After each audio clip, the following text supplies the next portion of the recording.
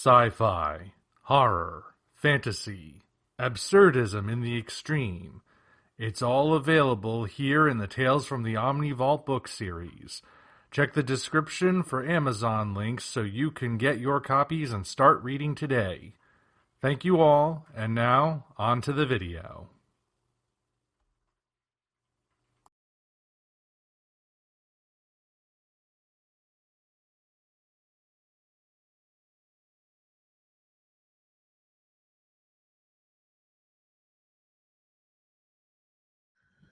There was another question in the comments that I think we'll get some very interesting answers from. Raptor of Rex 07 Bushit says, "What do you do when you feel discouraged?" Give up. That's not. No, that's not. Absolutely. Kick him now. Absolutely not. Absolutely not. Go ahead, Nate.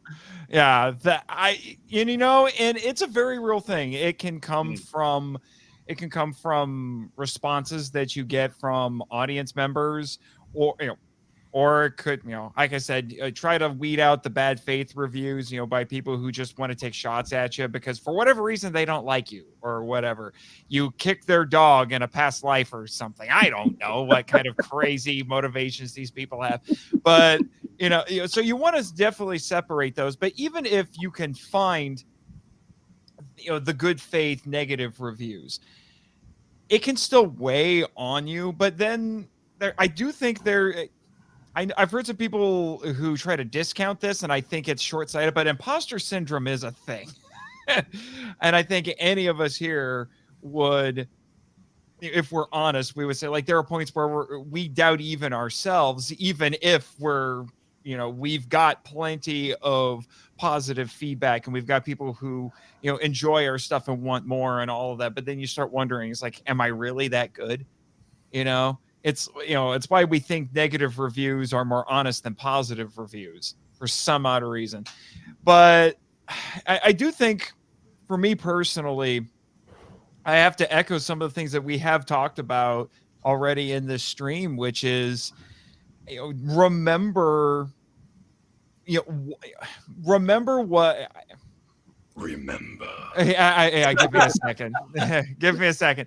It goes back to, that there are people who are waiting for this and they are eagerly anticipating this, and that can be very motivating. And to know that there are people beyond yourself that appreciate what you're doing. And, some people, they write stuff and it's just for them, and that's totally cool. That's totally cool with me. You can do that. But if your goal is to share what you're working on with the world, keep in mind that there are people who appreciate it, and when you keep that in mind, it can help you to continue on. You don't have to rely entirely on yourself to keep yourself going. I think, because I do think encouragement by definition needs to come from outside of yourself. You need to have, and that's why I do think having a writing community, a creative community, can also be very important as well. So you can keep yourself accountable to them, but then they can also they can also remind you, just like, hey, I know this project's been tough, but you can keep working on it. It's turning out all right. You've made a lot of progress. So it's not just your audience that's cheering you on, it's other writers, it's other creatives as well, who can tell you, hey, I have faith in you. And you can remind yourself, okay, like, I have a friend who I think is honestly the most brilliant writer I've ever known. His name is Nick Hayden. I've collaborated with him on a lot of projects. He's far too humble to admit how talented he is, but we all love him to death. And the thing is, I know Nick's a better writer than me. I will freely admit that, but he'll never say it. And every time I send him a manuscript and say, hey, can you take a look at this for me? He's always very honest, but he's also very quick to say, hey, this part is really working for me. And knowing that, getting that kind of feedback from someone I really respect really helps to keep me going. So like I said, remember your audience and have a good community. I had to break it down. That's what I would say. Okay. Well, before I get started, let's have a Nathan Marchand plug. One of his books. I've got them all back here. Like candy at the moment, so You're books here, So. you're quickly becoming that one guy in the snake oil salesman crowd who says it worked for me. Michelle, no, go. Right, Mark. I published it for him. Yeah, yeah. That beautiful cover too. Look at that. Nice? Yeah, I love the cover. From Manga Creative. Yeah. So anyway, now for me, like the source of a lot of my discouragement, came from my own ability to write, and if that's where your source of discouragement is, odds are you're probably new at writing, and one thing to recognize about writing, it's a skill. It's not every writer has to learn the skill. Every writer started out as a hack on day one. No one's brilliant on their first day, first story. I mean, you could listen to Ray Bradbury. He talked about when it came to writing, he says, okay, if you're having trouble writing, just commit to writing one story a week, short story a week.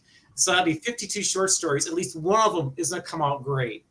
So in other words, it's a skill you have to practice. And now, since that was the source of my discouragement, and so long since I dealt with that, I can't remember how I dealt with it other than through self-discipline and just simply just being real that this is something you just have to learn to do, and just be patient with yourself.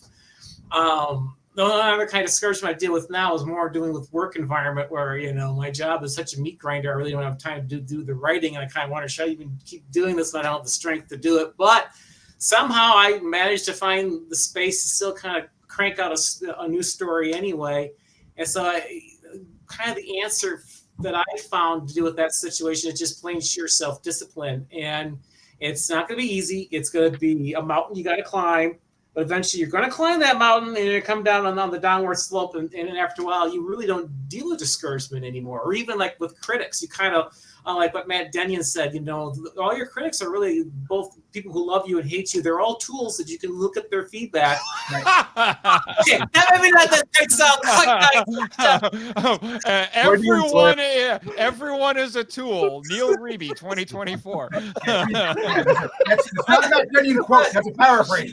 I probably lost all my readers right there. Like, oh, we're not tools to you. Oh, wow. Wow. I hope I'm at least a hammer. Like you're hammered, Nate. Stop. Hammer time. Yes. Well, Stop. Copyright. Mouth disease, I got it pretty bad. I usually, I put my foot in mouth so often I can taste my own shoe size. We're getting into a whole weird area here. It's kind of a self-discipline thing, and it's going to be rough at first, but trust me, in time, and it will take time, you're going to overcome that negative feeling coming from inside of you. Yeah. Mm. Okay, so how to deal with discouragement. I can only say what I end up doing for whatever ends up happening. Whether there's a critic that says something you may not agree with, there's an unexpected obstacle you come across when writing, or really anything. This is what I do. I let myself feel bad about it. I go through the grieving process. I may tell someone how I'm feeling, or sometimes I won't. And then I'll let myself take a depression nap. Then when I wake up, I listen to sad music. And then over time, it slowly changes to positive music. This is honestly how it happens. I go from the phrase, how to save a life, to Kiss's, I believe in me. And then I find them through that. I end up, and the support of people who love me and support my work, I get back into the groove. I keep doing what I love to do, which is writing stories. Mm-hmm. All right. Moving on.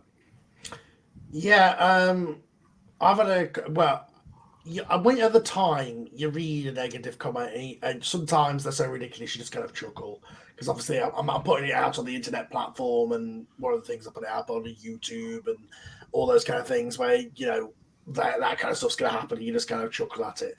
But you do tend to focus, like in my experience, I'll get 9 positive comments on 1 negative, and you obviously focus on the negative because that's just how that brain works. But you do, yeah, I do overthink it sometimes. But the most discouraging thing for me was this year I tried to start an original show, and it's been very clear that the interest just is not there that was there for the other stuff. So I started having this stuff where it was like, oh, I can't focus much time on it because I've got to focus on the stuff that people actually want to listen to. And also, are people only listening to me because are people only interested in my work because I'm doing stuff that already exists, or there's a pre-existing fandom that are interested in it because of I'm doing a version of something else. Do you know what I mean? So I had that whole thing, but like Nathan said, the community is the best thing for that. Like I put a thing up there and say, shall we just cut this show off and not continue it? But everybody got back to me and said, no, let's carry on, and when it's finished, maybe it'll find its audience, kind of thing, because you never know what'll happen down the line. And I always have to remember about where I started. When I started this thing 10 years ago, there was 100 downloads an episode, but I kept going because I knew eventually an audience would be there. And cut to many years later after a 3-year break at one point and that kind of stuff, and now it's the audience is there. It's just you have to put the work in, and especially with online stuff, you have to network and put it out there on, make sure it's shared in the right places, and eventually people will find you. And the more people find you, the more likes it will get, and then it'll pop up on other people, and it's a ball at that point. So again, for me, it's a case of I love it when people reach out to me and say, this show is fantastic, really good, and that kind of stuff. But I do really want to do more original stuff because I want to prove to myself that I'm not just building off what has come before and taking a foundation and building upon it. I want something that I created wholesale, and also that's a way to turn it into a job rather than just a hobby. So. Right. And I will say this, especially in this day and age, I do think it's braver to try to lead with something original as opposed to tapping into what's already been done. Unfortunately, I think audiences have kind of been trained to stick with what they know they like, even if it's a very different take on it, like what you do, Carl, especially with Power Rangers. But so I admire the fact that you branched out to try something original, because you kind of had to at the time. But yeah. And I mean, I also have to say that I went for something that there's going to be a large group of my audience that are just not going to enjoy that. Like, I went very hard into sort of the counterculture, let's be very inclusive, that kind of stuff. And there's just going to be, especially on the internet, there's going to be a very group that's going to be like, no, I like it how it is. So I knew that going in. Like I say, it's just a case of I've just got to tell myself, no, you are a good writer. It's you can do it without just having the idea come up by somebody else. But that's the thing of like bouncing it off people. Like I'll be in a rut sometimes, and then somebody will say something, I'm like, oh crap, yeah, and then your whole different train of thought and like whole character arcs will come from an idea that somebody else had that I'm like, I didn't even think about it that way. Yeah. Although that story, I do think you mentioned your Batman show. I do think that's an interesting kind of pivot point on that, because yes, it's Batman, but I'm going to tell you right now, as someone who's taken in a lot of superhero stuff, read a lot of comic books, and all that, the Trial of Bruce Wayne is the most unique Batman story I've come across in a long time. And I wish I had done more than 2 episodes, and I want to get back to it. It's just that there's so many hours in the day. But like that's why, like, for the years after I did Long Halloween, people were like, do more adaptions, do more comic dubs, do more stuff like that. But I was like, yeah, but now we're in a world where every single one of those iconic stories has been turned into an animation or a movie or something. it's been done. Why would I do Dark Victory? It's been done. You know what I mean? Mhm. Whereas that was something that was like, I had an idea of doing that, and it makes it unique, and it makes it so yeah, I definitely want to get back to that series, and I know there's interest in it. Again, full-time job plus 2 full-time main shows that are full cast audio dramas. Yeah, sometimes I bite off more than I can chew, because in the original show's case, Easthaven, I invented that when the writer's strike was going on, as let's do this while the writer's strike's happening. Then all of a sudden the writer's strike wasn't happening, and I'm like, damn, now I've got to do the other shows because I can. So now I don't have time to do this other show. Yeah. Okay. Next. Yes. So, my goodness, I think. Yeah, discouragement is a universal thing when it comes to any kind of creative endeavor, because inevitably you're going to look at this thing and you're going to say it's not good enough, and therefore I'm not. And even though that's not true, you have to be honest about that when it happens, because you can't. If a writer, a sculptor, like anybody, any kind of artistic person looks you in the eye and says, yeah, I don't get discouraged, I don't get imposter syndrome, then just turn around and walk away from them, because they're liars. Like that, it just, it happens infrequently with some people, but doubt in some way will always creep in. And it has to be, the solution has to be a kind of a combination, for me at least. And as always, I can only speak for myself. I don't have a universal, overlook on all of this, but I have to go back to like what I was talking about before, the joy of what I do.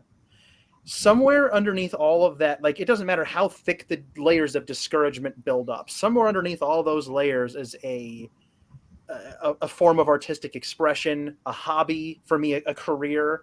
In some cases, like clearly the Godzilla novelization project is not how I pay for my home, right? But like I write other things for that. But it's, no matter what it is, there's joy underneath all those layers, and you have to be able to extract that out. And if you can focus on it enough and just hold that close, then you can blast the discouragement away. You have to let yourself feel it, because it's natural to feel it, and everybody feels it. Don't feel embarrassed, because it's going to make you feel worse. Just accept, yeah, I kind of feel like crap right now. Like this wasn't great. Like I'm unmotivated. I don't know what I'm doing. Like all that stuff. Like for me, one of my discouragement points that still sometimes comes up is I am not a trained writer. I don't have a degree in writing. I've never taken a writing class a day in my life.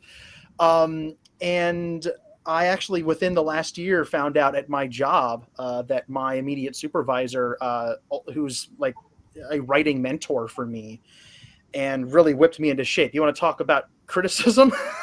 Oh boy. He used to make my scripts bleed with red corrections and stuff all over it.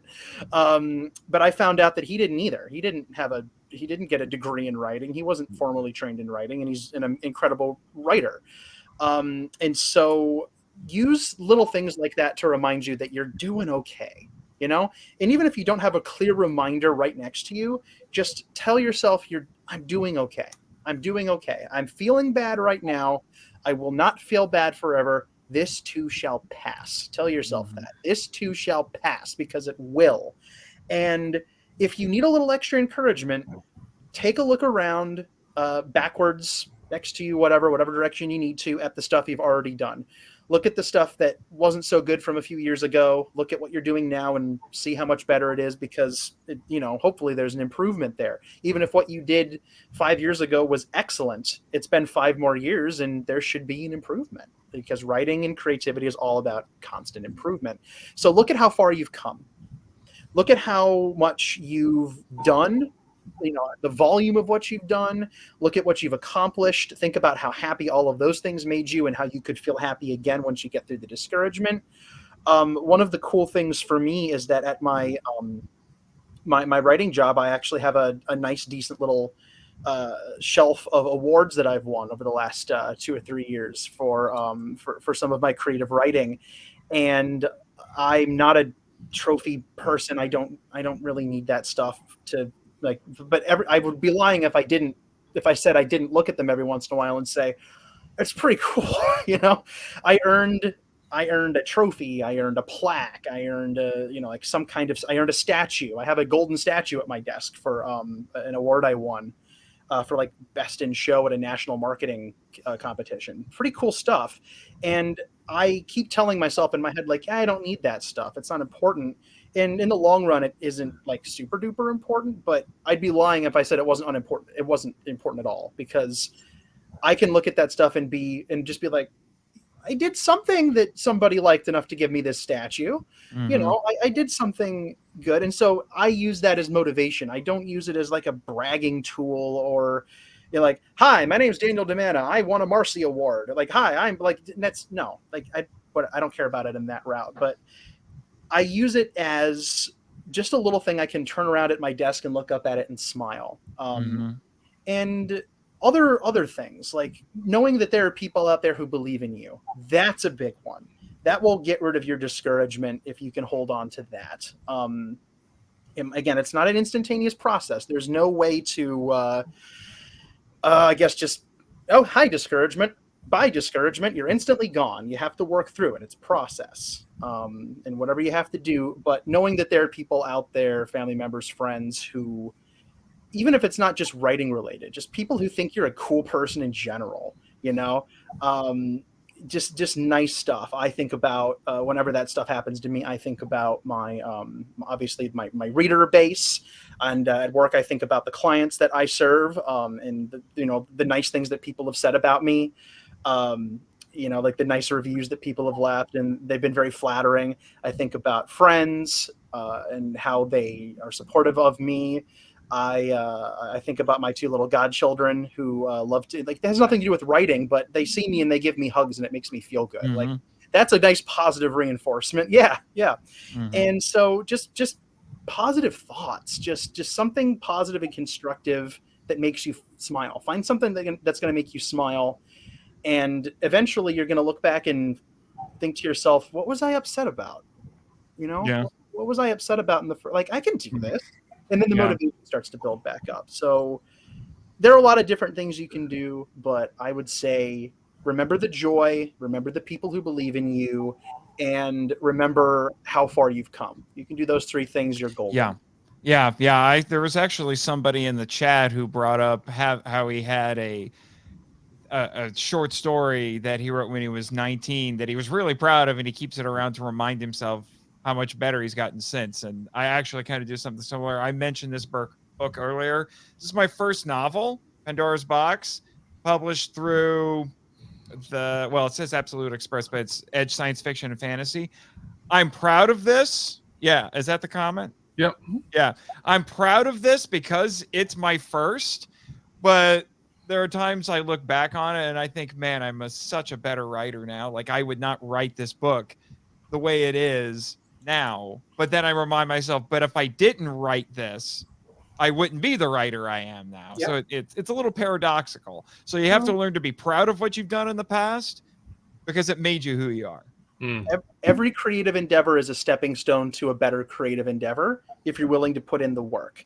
And that doesn't mean that the stepping stone you use to get from point A to point W doesn't mean that A through W, are just suddenly worthless. Those things are absolutely a part of your story. They're a part of your journey, and they should be celebrated for helping you get where you are now. And that's just something in life in general. That's something you can apply to anything. That can apply to hopscotching from job to job, trying to find the best job. Like something that really speaks to you and makes you feel good. That could be, relationships. That could be anything. Just this person was in my life for whatever reason, and now they're not, and I'm glad they're not. But having them there made me like realize certain things, and then you carry those things on with you. Man, that job from a few years ago sucked, but it gave me money when I needed it, and it built up my resume, and now I'm where I'm at now. Like stuff like that can apply to anything. That can apply to any creative endeavor. That can apply to your life. Don't look back on that stuff and use it as fuel to make yourself even more discouraged. Use it as a tool for motivation and as a reminder that you are absolutely worth it, and then you can do this, Yeah. Chris? Well, I guess one thing I can add to that, and is to remind yourself, when you get discouraged, how difficult it really is nowadays to get noticed as a writer. I mean, Amazon and their platform, they literally have millions of books up there. And, when you go out there, you're a drop of water in an ocean, and you're trying to get noticed, and you can spend money here. There's opportunities like BookBub if you want to do promotions, and that might work for you. So I'm not discouraging anyone, but I'm also not telling anyone, throw the money on that, because it's always touch and go. There's always an element of luck, and you're trying to get noticed, and it's just hard. So, there's got to be times, even for years at a time, to give yourself a break and don't, think it's because you're terrible. It's hard to get noticed. But one way to do it is just by persevering, like we said, just keep putting stuff out. If nothing else, you're building an oeuvre for yourself. And, thanks to the digital era I pointed out, you can keep your books up there in perpetuity. And it's more efficient system than the old system of brick and mortar stores. I'm not putting them down. They'll always have a place. But you're no longer have to worry in the digital realm, including with paperbacks that you sell via print on demand. It's always up there in perpetuity, and that gives you a chance over the long haul for people to find your stuff. And once they do, you'll have all these other things out that when they start looking up your books, they'll say, wow, look at all this other stuff. And they'll start recommending you via word of mouth. And that's one way to do it. I mean, another thing to do, network, do podcasts if you can, like this. Make friends with your fellow writers, help each other out, like we've been talking about. And, another thing with those, yes, you do got to prepare for those negative reviews, but just understand, like I said before, you're never going to please everyone. It's just not possible. Some people may write negative reviews. I've had this with me because they go in, they buy your book and read it with the set of expectations that you never intended to meet. I remember, I've some of my kaiju novels like Dargawa, which I wrote for and had published by Severed Press, and Raventail Publishing is now in the process of trying to get a new edition out. It was kaiju horror, but I guess a lot of people just didn't expect that, and they said, "Yeah, this book depressed me. It was awful. I mean, I hated it." Thank you, Cody. And these were right up there on Amazon for everyone to see, and that's why I think Matt, after when he read it and he liked it, and he did a little bit of damage control in his review and said, I think it was a good book, but it's not a feel-good book. Right. Yeah, so you'll have other reviewers that did like it. They'll come to your defense. Don't ever publicly come out and argue with someone who made a bad review. Let other reviewers that like what you did come out and do it. Like another that said, well, he subtitled the book A Kaiju Nightmare. What did you expect? Just the only thing to keep in mind for that is that if you do have people come to your defense subtly, all of your fans will be accused of being your surrogates. So like, oh, I have minions now? I'm a supervillain. To my side, my minions. Yes. Fly, monkeys, fly. So, keep all that in mind. You're not gonna, like with Nathan sort of alluded to, you're not going to be able to win with some people. And I've had some of those people that basically hate read your books. I've had one that did that, that told me, how much she hated this book and then the next one. I'm like, well, sometimes think maybe the problem is more on them. Why are they following an author they don't like? But I still said, yeah, but nevertheless, thank you for that you keep writing my books. I can use the money. I was going to say, Thanks okay, for the money. I was going to say, it's like, I frankly, I don't care. I already got your money. I don't understand that. I mean, with something, I don't know, you'll watch an episode of a TV show that you hate, or you'll watch a movie you're going to hate, or whatever, you can get that over with in, 30 minutes, 60 minutes, 2 hours maybe. Reading a book requires dedication. I don't understand hate reading because that's a lot of work. And I couldn't imagine. I could not imagine.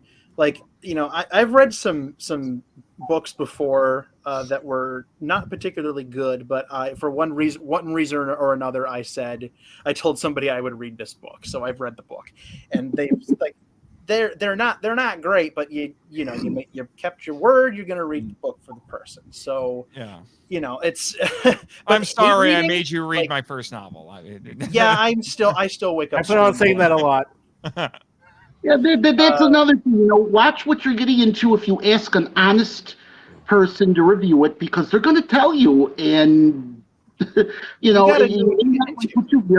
I've had people do that where they prefaced it by telling me, "Are you sitting down?" And yeah, if you ask someone, "What did you think about it?" and they ask you, "Are you sitting down?" first, what you're going to hear is not good, but take it to heart. Listen to what they had to say and try to improve it. And finally, remember, that's why you have editors. They'll, tell you a lot of this. As one of them told me when he was criticizing something I wrote, better you hear it from me now than from some snarky reviewer on Amazon. So, love those people when they ruin your day, because they're trying to help you. And yeah, it's difficult, but I guess the main way to deal with discouragement, it happens to everyone. I don't think there's any well-known and respected author out there that doesn't have at least a small hate squad out there. So if your name is George Benson and you manage to be one of the few to become as popular as Stephen King, there will be a small number of people that have George Benson must die websites. Well, you say that, Chris, but I don't think anybody can in good conscience hate Danny. You have to be the Antichrist to hate Danny. He's just so wholesome. Well, I'm not sure I don't. The way I see it is, if you have a dedicated sect of people who hate your guts and you've made it. I was going to say, you've done your job. You live rent-free in their heads, right? Yeah. And so there's some people out there. I mean, this may sound flippant and even a little mean, but it's true. There's some people out there, you accomplish something if you find out you ruined their day. It's like one of my favorite new adages is success is the best revenge. Yeah, it's going to happen to everyone. So, I mean, it's like Daniel said, to believe in yourself, because at the end of the day, you're the one mostly fueling what you do. And, just to show you that I mean what I say, I'm actually confident that one of these days, somebody out there is going to say a nice thing about me. Just watch. You're all right. One day they will like me. Chris, I've always said you're one of my favorite authors, man, from the first time I met you. That's actually how we met them, because we were both doing work for Black Coat Press on Tales of the Shadowmen. And you're one of my favorites. Black. Thank you so much. And ditto, by the way. Thank you. If you're done? I'm done. Okay. When it comes to discouragement, I feel like it's relatable to how we approach any issue in life. You have to be both proactive with it and then reactive. But it's important to be proactive first. So the way to be proactive, like, so say I'm going to assume they're talking about discouragement first from the fact of like, I'm trying to write something and I can't quite get there, because I get a lot of feedback from that on Facebook. Like, Matt, I'm discouraged. I'm not getting this book done the way I want to. So first I would say, set realistic goals for yourself. Okay. So that way it helps to minimize discouragement. When I wrote my first novel, my idea wasn't necessarily that it would be published or that people would like it. It was just, I wanted to know if I had what it took for me to complete a story on paper. So that was like a very realistic goal for me, to work towards. So keeping goals realistic is good. Now, the other part of that is once you do attain one goal, then try to move up to the next higher goal. That helps to limit discouragement. So if you just like in terms of increments, so it's like first, I'm going to try to write a book. Oh, then it was published. So then like, hey, we want you to do another book. Okay, I want to do that. How can I do better? Now I want to see like if I can sell a little bit better, get a little bit better reviews on it. So, think in terms of like reasonable goals. As a teacher, like main thing for students is for us to do reasonable goals with each student, So, and another way, again, related to teaching, is compare your success to you, not to others. That will help out with discouragement, right? So like if I say, okay, I said it before, Neil's one of my inspirations, right? If I'm gonna write as good as Neil, I'll probably never reach that, right? So I don't want to compare myself to Neil. I want to compare myself to Matt and say, did I do better than I did last time? And that way I can feel encouraged about myself. So I feel like those are good, proactive steps to put into place. And then in terms of reactive steps, I was once told, ironically by a karate master, so very wise, that if you are, he didn't use the word failure, but he said, if you're not succeeding at least 25% of your day, you're not challenging yourself enough. And I thought, that's a good philosophy. So if I wake up each day and think 25% of the stuff I do today, I'm not going to succeed at, but I'm going to learn from it and try to do better, it helps to, fight off that discouragement. So it's not like I'm setting myself up to fail, but I want to take on new challenges and get out of my comfort zone. And then when I come across something that's difficult, I can come back and work on it. And there's nothing wrong either in terms of discouragement. And this goes back to what Daniel had said, so to relate it to writing. If you keep trying and trying and trying to write a book and it's just not happening, and it's getting to the point where it's giving you a lot more frustration than joy, and you can look in the mirror and say to yourself, I did everything I could here to get this book across the finish line. It might just not be something I can do. There's nothing wrong with that. It's not necessarily about finishing it as much as it is you challenge yourself and you gave it your best. There's just some obstacles you can't overcome. I'll make another analogy. I can remember one day my wife and I were at a restaurant, and there was a waiter there. This is after we'd been married for a few years. And I thought, man, that guy looks familiar. And then he turned around and I saw the back of his head. I was like, I know who that guy is. I ran track in high school, and that dude beat my ass in every race that we ran. He head better than the front, right? So, like, the key is I could have been discouraged by that, but actually I went up to the dude and I said, I actually ran my best races against you because I was trying to get to you. And I never did, but like on the bright side, I can look back and say I did the best that I could. And he was like a cool dude about it. He said he remembered me, but I'm sure he didn't, because why would he? I was hoping you would have led with, I only recognize your butt. Well, my wife was there, so I didn't say that part. But Not everybody. Well, we went to high school together. Yeah. That was definitely true. I mean, if you ever run track, you see the shorts we're in? My God. But no, again, so realistic expectations that increase, helps to deal with discouragement. Then being okay with not being successful all the time. I think we do live in a society where everything should come easy. I just got done coaching, and like kids weren't getting stuff and they get frustrated at first. Like, it's okay, we'll get it. Don't be discouraged yet. It's about picking yourself up. So that was it. I also liked what a lot of people said about support systems and how they can operate in various ways helps with discouragement as well. So to give it different examples, and like how people said you can do it different ways. Cody, a good friend of mine, we're in like a lot of chats together and stuff. And, we have a very supportive group of creative people, Cody, right? We're always supporting each other and picking each other up, right? Like, hey, you got this, man. You can do this type of thing. Conversely, like I said, my brother is also a writer, and every time we get together for like a dinner, whatever, writing comes up, and like, oh, I just finished my 5th book, and I'll say, oh, what is that score now? 30-5? Okay, good. So I'm only about 5 times ahead of you.